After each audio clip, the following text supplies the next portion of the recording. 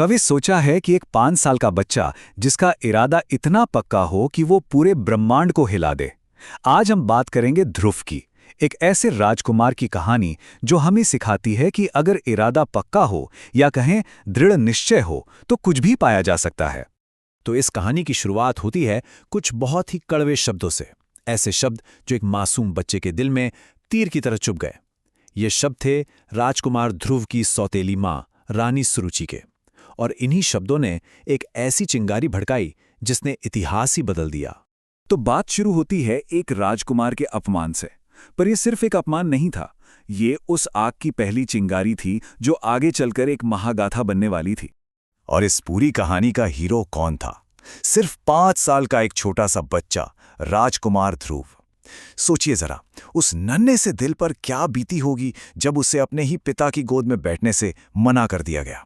अब देखिए, इस किस्से को समझने के लिए ना महल के अंदर का माहौल समझना बहुत जरूरी है। एक तरफ थी ध्रुव की माँ रानी सुनीति, जो राजा की छोटी रानी थी और उन्हें राजा का उतना प्यार नहीं मिलता था, और दूसरी तरफ रानी सुरुचि, राजा की सबसे पसंदीदा रानी और उत्तम की माँ, जिनके हाथ में असली पावर थी। बस इसी कड़वाहट से ये पूरा संघर्ष शुरू हुआ।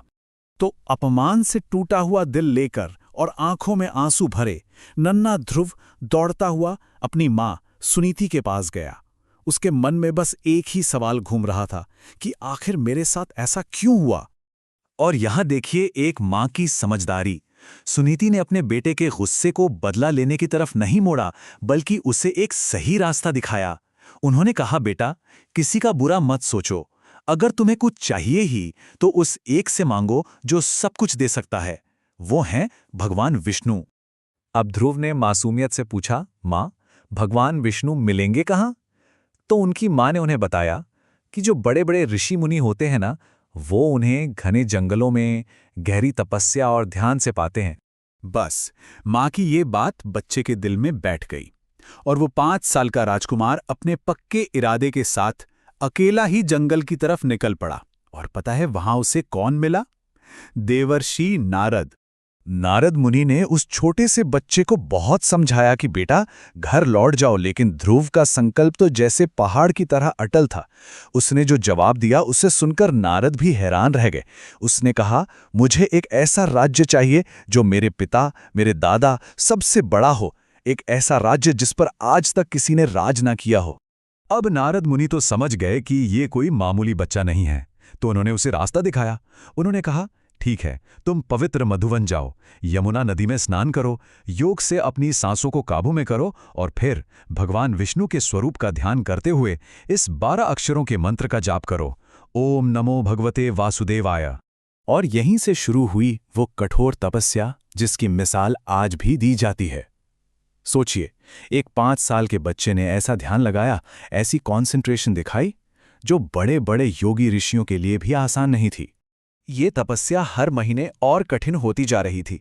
पहले महीने वो हर 3 दिन में सिर्फ फल फूल खाते थे, दूसरे महीने हर 6 दिन में सिर्फ सूखे पत्ते, तीसरे महीने 9 दिनों में सिर्फ एक बार पानी पीते थे, चौथे महीने तक तो 12 दिनों में बस एक बार सांस लेते थे, और 5वें महीने में उन्होंने सांस लेना पूरी तरह से रोक दिया और बस एक पैर पर खड़े हो गए।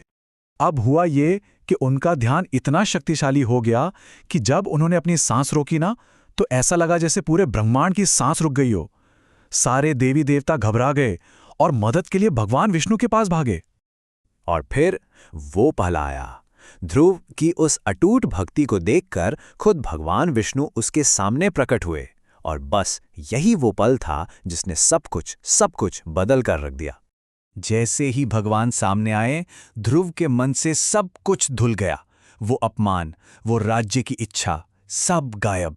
उसके मुंह से बस इतना निकला, प्रभु, मैं तो कांच के टुकड़े ढूंढ रहा था, पर मुझे तो यहां एक अनमोल हीरा मिल गया।